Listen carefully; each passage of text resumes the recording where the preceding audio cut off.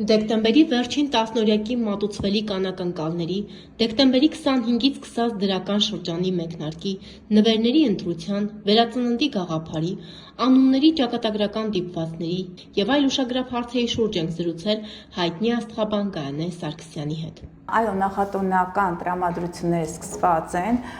մենք ուղղակի չկարողացանք դեկտեմբերի սկիզբ հանդիպեինք, կախված այդ առողջական վիճակի, բայց դրան հենց սպասելի էր, որովհետև Մերկուրին կարիճում էր եւ նահանջող Մերկուրին կարծես այսպես հավաքում է, գաղտնի է պահում, հետո միանգամից բաց է թողնում, իսկ կարիճում դա ճգնաժամային վիճակներն են, առողջական վիճակի, այսինքն այդ ամենը ինքը գաղտնի փուլում է կարիճը եւ Մերկուրին է նահանջող եւ ահա երբ որ Մերկուրին արագ ընթանում է նա միանգամից հավաքում է ինֆորմացիան, այդ բոլոր օդակաթիլային հիվանդությունը եւ տեղաբաշխում է։ Դրա համար մեծ տարածում ստացավ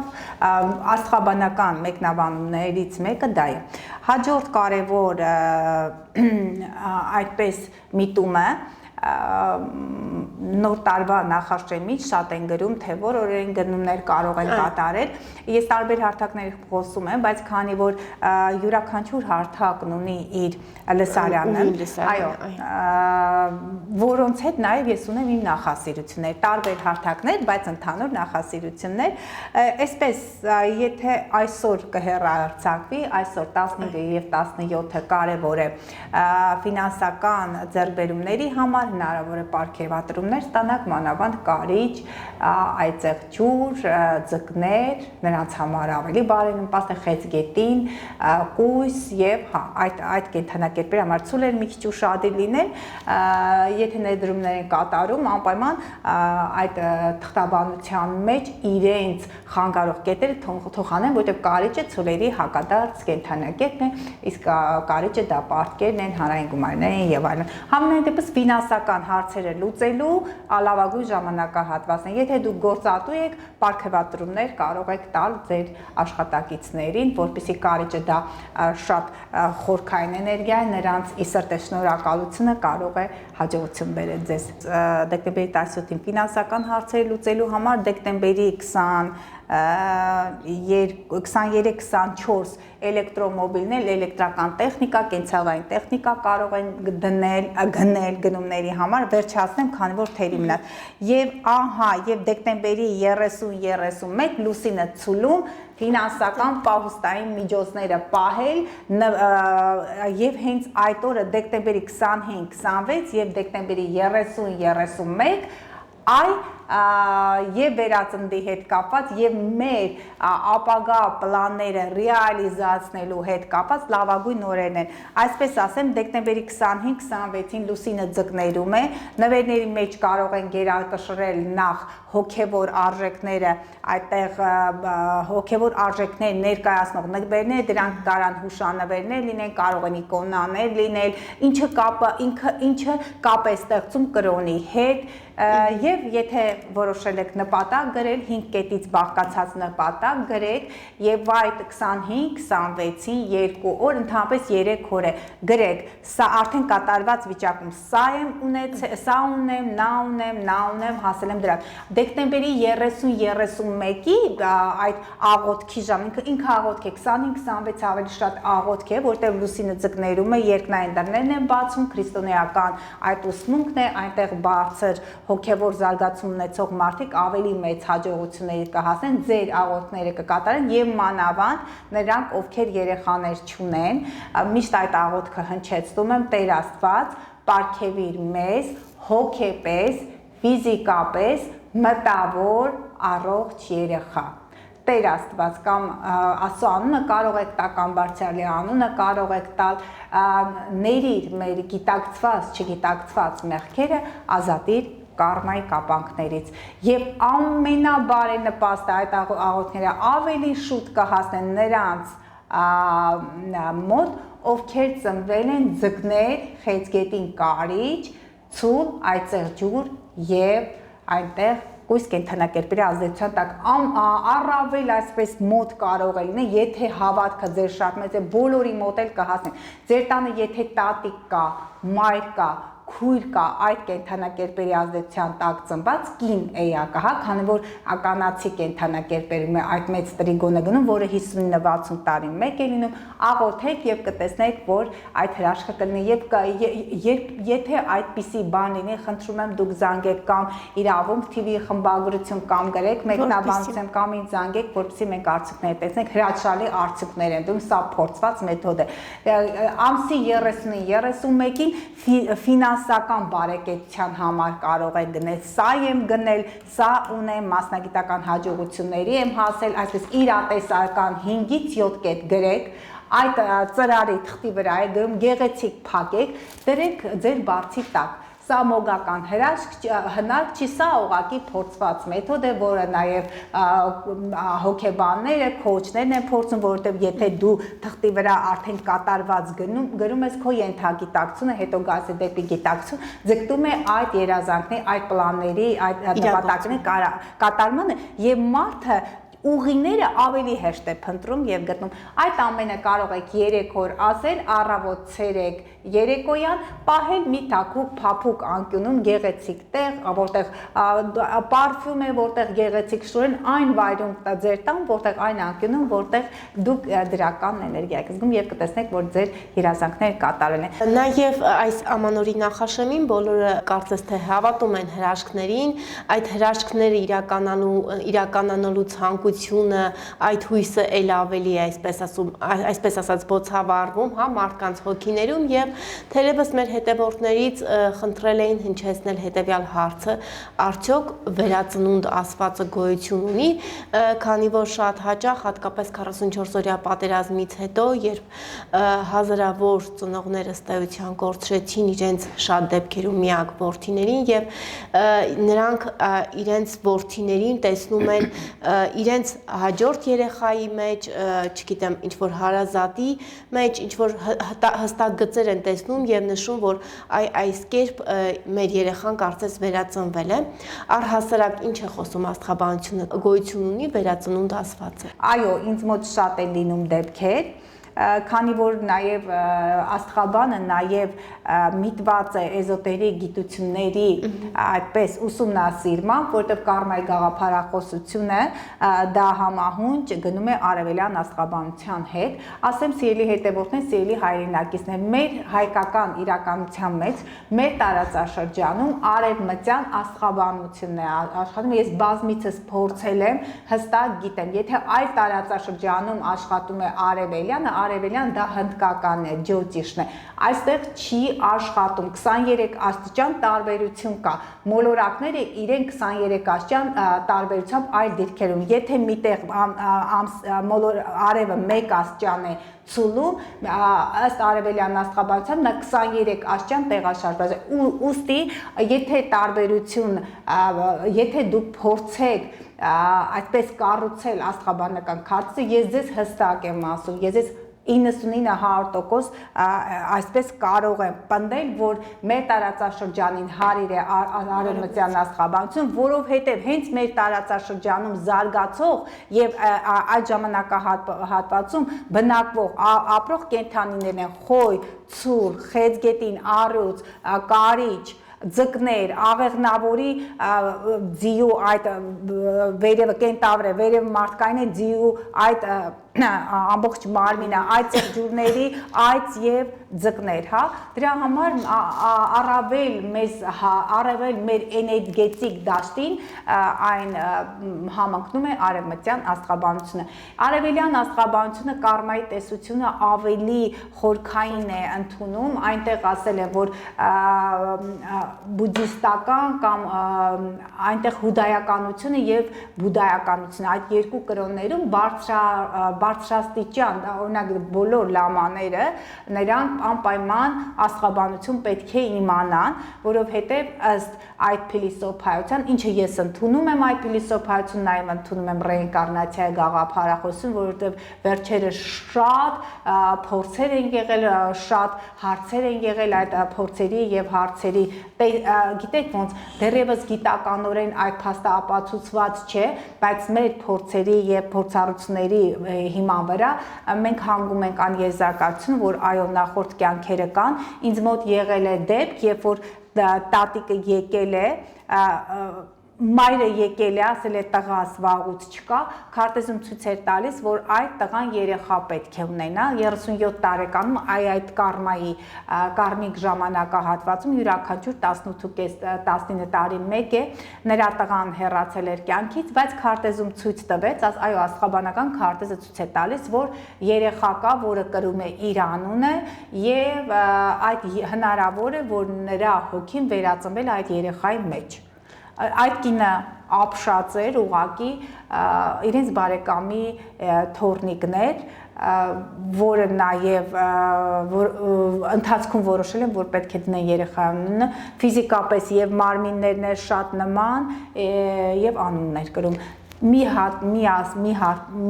դեպք էլ ասեմ ու անցնենք առաջ, մյուս դեպքերը բազմազան են, մյուս դեպքն էլ եղել էր դիմեց ինձ կին, որի երեխան 3 տարեկան էր, դրանից մի քանի տարի առաջ կորցրել էր նախորդ երեխային, երկրորդ երեխային տղա երեխա, նա ինձ հարցրեց, որ վարքային դրսևորումներում եւ արտաքին տեսքի հետ կապված եւ շարժումները ամբողջապես նման են մյուս երեխային, երբ որ անձնական քարտեզը դիտարկեցինք, այո, այդպիսի քարտեզում այդպիսի նկատառումները, այդպիսի իրավիճակները հստակ տանում էին հենց այդ հարցի դրական միտվածություն կար, որ հենց այդպես էլ կարող է լինել, ես խնդրեցի, որ երեխայի նկարը ուղարկի, որը այլևս չի ապրում եւ այն երեխան, որը նոր է ծնվել, տարուկեսական 2 տարեկաներ երեխաները նույնն էին։ Իդեպ անունների հետ կապված շատ հաճախ հատկապես մեր հայկական մենթալիտետում մենք հայերս սիրում ենք մեր տատիկ, պապիկի կամ մահացած շատ կարևոր հարազատի անունը դնել նորածին երեխայի վրա եւ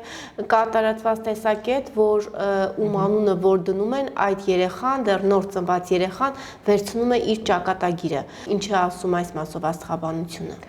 Եթե երեխան ծնվում է, տեսեք, վերածնունդ երբ որ լինում է, երբ համապատասխան մասնագետներին ես լսում եմ, որոնք տարիներ շարունակ արդեն գիտական հոգեբանությունից անցել են արդեն կարմայական հարցերը լուծելու, նախորդ կյանքերի այդ հարցերը լուծելու մեթոդներն են օգտագործում եւ նրանք ընդունում են ռեինկարնացիայի գաղափարախոսությունը, հիմնականում այդ գաղափարախոսությունում ասում են, որ հոգիները շատ շուտ չեն կարող վերածնել, դեպքեր կարող են լինել այսպես 2-3 տարվա, կամ մեր հենց ծնողների հետ էլ կապված չէ, նշեցիք, այո, այդ երեխաները, որոնք այդ ժամանակահատվածում ուղղակի մահացել են, դրանք 96-ից 2002 թվի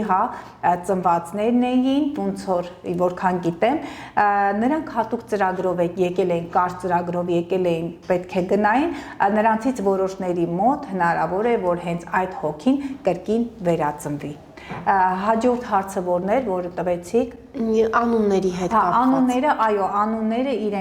իրենց ուրույն այդ տալիս են անպայման անունը արձագանքում եւ ազդում է անձի վրա, որովհետեւ այդ անունները իրենք թվագիտության մեջ միևնույն էներգետիկ դաշտ են ապահովում։ Այստեղ եթե մանավանդ երեխան կրում է նաեւ նույն ազգանունը, այդ կապը ավելի է մեծանում եւ երբեմն լինում է, որ պապիկ եւ տատիկ այդ հարաբերություններում հնարավոր է լինում, որ պապը կամ տատը այդ հոգին կրկին վերածվի։ Ինչու եմ այդպես ասում, վերջերս շատ խորքային բացահայտումներ եմ կատարել, մի կին զանգեց, որ իր երեխան չի խոսում, քարտեզը նայեցի,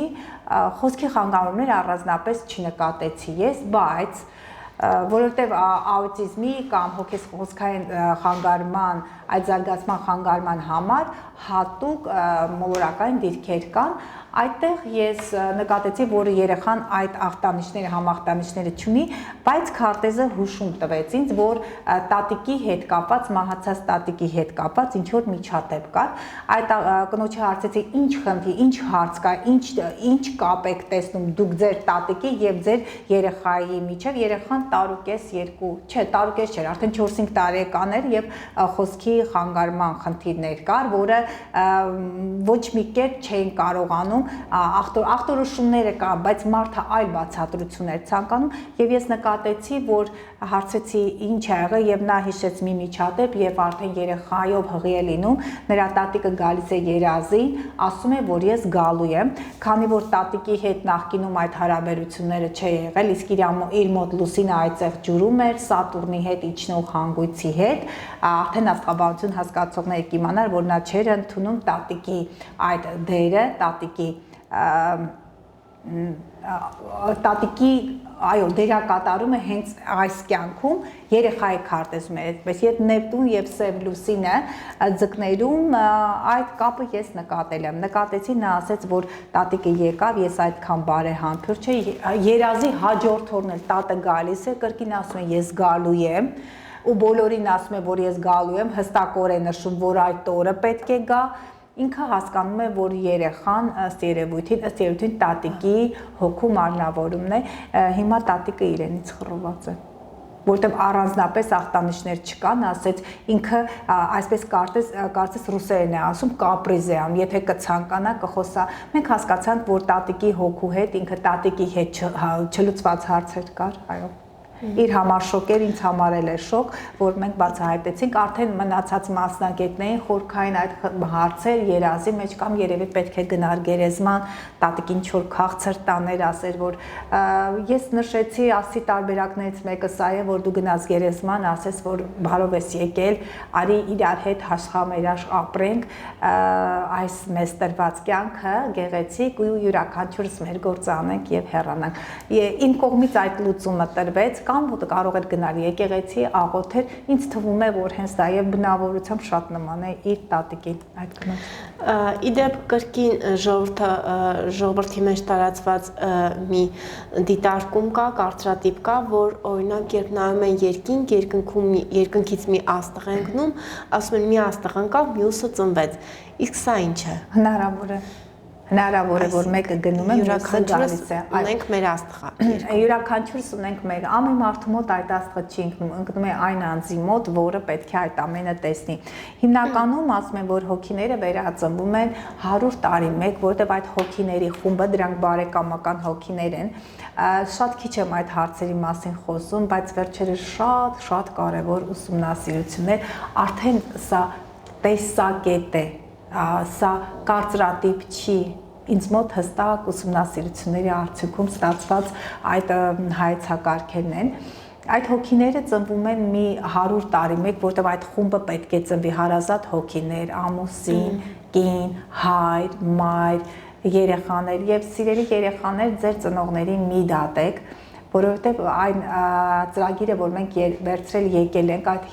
հիերարխիկ կապը, որ ծնողը պատահական չի, որ նա այս կյանքում ընտրել է ծնողի դերը, իսկ դու երեխայի դերը, այո, ծնողը իր պարտականություններն ունի իր երեխայի համար եւ երեք փչակաղեցնող այդպիսի մի այսպիսի եզրահանգման նյութ լսեցի, որի արդյունքում նաեւ այդ ամենը կարծես գլխից մեջ բիրի բարը բլա, հա, եւ այդ արդյունքում այդ մտահոգությունների, այդ մտազբաղության, այդ ամենը գլխից մեջ տեղավորելու արդյունքում հասկացա այսպիսի մի բան, այնտեղ ասում էր, որ այն երեխան, որը ծնվում է այնպիսի ընտանիքում, որը բարեկեցիկ ընտանիքում է ծնվել, որը ունի ծնողներ, որ իրեն սիրում են, այդ երեխային նույնիսկ սիրում են դպրոցում, նրան լավագույն ուսուցիչն է դասավանդում, որին նաև եթե խմբակներ է հաճախում լավագույն ուսուցիչները, այո, ասում է այդ հոգին նա մեծ ավանդ է ունեցել դրված նախորդ կյանքերում եւ այս կյանքում իր համար պարգևատրում է։ Եվ այդպեսի մի քանի հոգու ես ճանաչում եմ, հստակ այդպես է։ Ես ամեն անգամ լսում եմ, ամեն անգամ խորանում եմ այդ գիտելիքների մեջ, վերջերս քանի տարի, ես 15 տարի աստղաբանությամբ զբաղվում եմ, բայց վերջին մի քանի տարիներին ես խորացել եմ այդ իմ մտահոգությունները, մտորումները նախորդ կյանքի հետ կապված, արդյոք այն գոյություն ունի թե չէ, ես կարծում եմ, որ նախորդ կյանքերը գոյություն ունեն եւ մեր աստղաբանական քարտեզը հենց այդ նախորդ կյանքերի հավաքած փորձի արդյունքն է։ Աստղաբանական քարտեզը պետք է ուղղակի քարտեզի վերծանման համար պետք է դիմեն արհեստավար մասնագետի, որը պետք է ձեզ հստակ միտումներ տա։ Եվ այնպիսի մասնագետ, որը կյանքի տարբեր process-ների մեջ բավականին էփած է, եւ կյանքի փորձեր ունի, եւ կորստի տեսարաններ ունի, եւ հաջողություններ, եւ ընտանիք, եւ երեխաներ, եւ անկումներ։ Այո, այսպիսի մասնագետի պետք է դիմեք սիրելի հետևորդներ, որը իր մաշկի վրա, իր մեջ Այս դեպքում կարող եք դիմել Գայանե Սարգսյանին։ Նա իր ամբողջ կենսագրությունով ապացուցում է, որ կան եւ վերելքներ, եւ անկումներ, բայց այդ ամենով հանդերձ դուք մնացել եք ուժեղ եւ կայացել եք, կանում եք ամեն օր։ Ես հասկանում եմ, որ ես եկել եմ հատուկ ծրագրով, իմ թվերում 3 հատ 7 է, իմ վերջին թիվը 7 է, ես դա նշանակում է, որ 3-7-ը դա վերևից ուղարկված բարձր հոգևոր զարգացում ունեցող անձն է, եւ ես իմ վրա աշխատում եմ, որպեսզի կարողանամ իմ այս վերածննդի ժամանակահատվածում կատարել հանրօգուտ աշխատանք եւ ասում եմ պատահական չի, որ հենց դու այդ երկրում ես սնվում, այդ տարածաշրջանում, ուրեմն ես գործ ունեմ անելու աշխարհի ամենահին եւ ամենատաղանդավոր ազգի, հայ ազգի հետ։ Կարծում եմ մեր հետևորդների մոտ հատկապես հոգիների հավատացող, վերածննդին հավատացող հետևորդներ կարծում եմ շատ կունենենք եւ նրանց մոտ կարծում եմ նաեւ կառաջանա հետեւյալ հարցը։ Մենք հիշում ենք, երբ դեռ ես փոքր էի, շատ էր տարածված հոգիներ կանչելու այդ, այսպես ասած, մեխանիզմը եւ սա ինչքանով է առհասարակ գիտությանը մոտ, թե սա ընդհանրապես ինչ որ արարողակարգ է, որը որ գալիս է հնուց եւ ունի բացասական ինչ որ միտումներ։ Քանի որ վերջին արդեն տարիներին, երբ արդեն գիտակից անձեմ, այո, դպրոցական տարիներում կարող են կանչել, բայց եթե մութ սենյակում են կանչում, եթե պայմանները կա, մոմը կա, ապա նրանք կարող են կանչել հոգիների, որոնք իրենց հանգրվանը չեն գտել համապատասխան այդ դաշտերում, այնտեղ այդ հոգիները կարծես գտնվում են երկիր մոլորակի, այս մեր ֆիզիկական պլանի եւ այո, նրանք փախած հոգիներ կարող են լինել, նույնիսկ չար հոգիներ կարող են լինել, որոնք կարող են վնասել։ Կան մարդիկ, կան մասնագետներ, որոնք մասնագիտորեն են մոտենում այդ հարցին, դա նաեւ էկզորցիզմն է, ես ուղղակի դրանցով չեմ զբաղվում, բայց կարծում եմ, որ եթե պրոֆեսիոնալ մակարդակի զբաղվեն, ապա այդ ամենը կա, որտեղ կան դիվահարված մարդիկ, դիվահար մարդիկ, օրինակ աստղաբանության տեսանկյունից, նույնիսկ այս շրջանակներում կան դիվահարված մասնագետներ, իրենք գիտեն, որ իրենք դիվահարված են, բայց ցավոք իրենց քարտեզի հասկանալով, որ դա իրենց հաջորդ կյանքում խնդիր է բերելու եւ մի քանի անգամ ես բարձրաձայնում, իրենք գիտեն այդ ամենը, բայց այդ չարուժերը իրենց մեջ է, եթե պարբերաբար շփվեցիք, ինչ եմ շատ եմ լսել, որ խոսում եմ մասնագետներ, եթե դու պատվիրեցիր այդպիսի բան, եթե դու արեցիր, դու կապ ես հաստատում այն ուժերի հետ, որոնք կամ սևից են, բացասական էներգիաներ կրող են, կամ այնպիսի մեկն են, որոնք գտնում են այդ միջանկյալ հատվածում, իսկ դրա համար մեծ բան պետք է տաս, գին պետք է վճարես դրա համար։ Կամ այս կյանքում, կամ մյուս կյանքերում, այո, բոլոր վայրերում էլ կան, կարծում եմ, ես մի քիչ սկեպտիկորեն եմ միշտ մոտեցել այդ հարցերին, բայց վերջերս կյանքի փորձը եւ նաեւ իմ փորձառությունը եւ իմ պրակտիկան ցույց է տալիս, որ այդպիսի մարդիկ կան, այդպիսի իրավիճակներ կան, հետո եթե մի բան չլինի, դրա մասին չեն խոսի, բայց յուրաքանչյուրը ձեր կյանքի յուրաքանչյուր քայլում իմացեք այն, ինչ դուք հիմա անում եք, դա պատճառահետևանքային կապով հետ է գալու ձեզ։ Եթե որոշեք վատ բաներ անեք, ապա մեկ այլ ձևով այդ էներգիան դուրս է գալու ձեզնից։ Դա ասում են բոլորը, եւ կրոնական այդ ուսմունքներում է, եւ իրական կյանքում է բումերանգի օրենքը ազդում է։ Եվ թերևս վերջին հարցը, հատկապես վերջին շրջանում եւ չգիտեմ ինչու այսօր կարմիր գծով գնում են 44-օրյա պատերազմի հետ կապված, 44-օրյա պատերազմից հետո մեր երկրում տեղի ունեցող, այսպես ասած, խառնաշփոթ իրավիճակը շատ մարդկանց մոտ խլել է քունը, հանգիստ քնելու, այսպես ասած, ռեժիմը, իսկ մենք գիտենք, որ մարդու քունը շատ կարևոր այսպես ասած գործոն է եւ այս մասով եւս կուզենամ որպես հայտնի աստղաբան քնի մասին խոսենք։ Այստեղ ես խոսեմ, սիրելի Իլոնա, ուրեմն Նեպտուն մոլորակի դիրքից է կապված, Նեպտունը գտնվում է ձկների կենդանակերպում, այն դուրս եկավ մի պահ Խոյի կենդանակերպ անցավ, հիմա նորից Սատուրնի հետ ետ են վերադարձել ձկների կենդանակերպ։ Հիմա այստեղ ես դիտարկեմ, ահա, թե երբ է վերադարձել։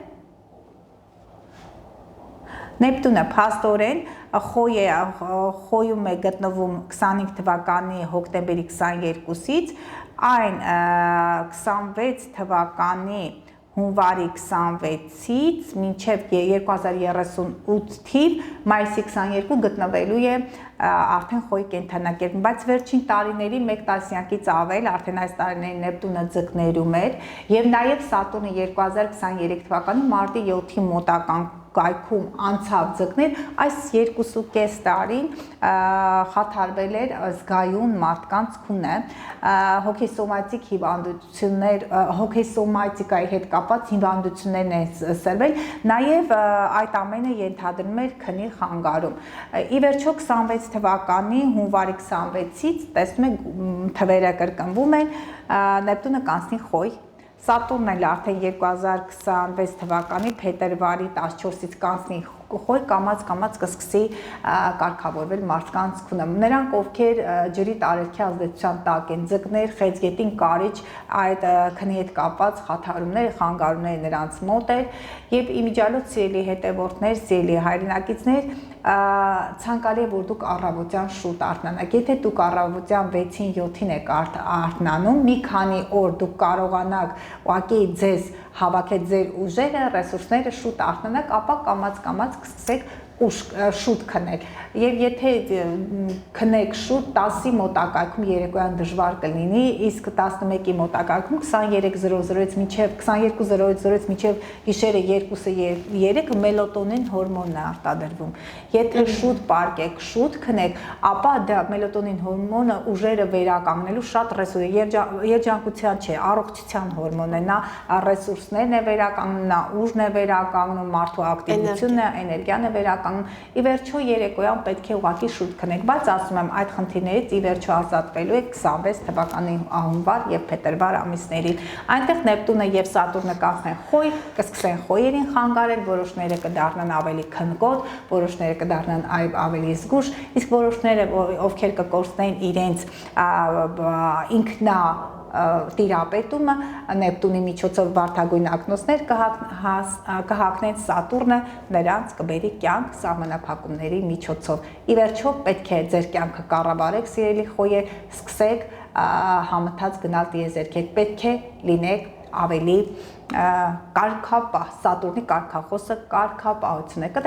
Կտեսնենք մինչև 2028 թվականը Սատուրնը կգտնվի Խոյում, այնտեղ դասեր կտա ձեզ ու դուք կդառնաք ավելի խոհեմ, ավելի Սատուրնը գիտեք ինչ է, Սատուրնը երկարաժամկետ նպատակներ է դնում, կդառնաք ավելի կարգապահ եւ ավելի հանգիստ, խոհեմություն, կարգապահություն, հանգստություն ու երկարատև նպատակներ դնելու ջիղ։ Շնորհակալ եմ, իսկ թե ինչ է սպասում 2026 թվականին, կարծում եմ մեր հաջորդ հաղորդման ընթացքում մինչև տարեվերջ մենք այդ մասին եւս առիթ կունենանք խոսելու։ Շնորհակալ եմ։ Մանրապես։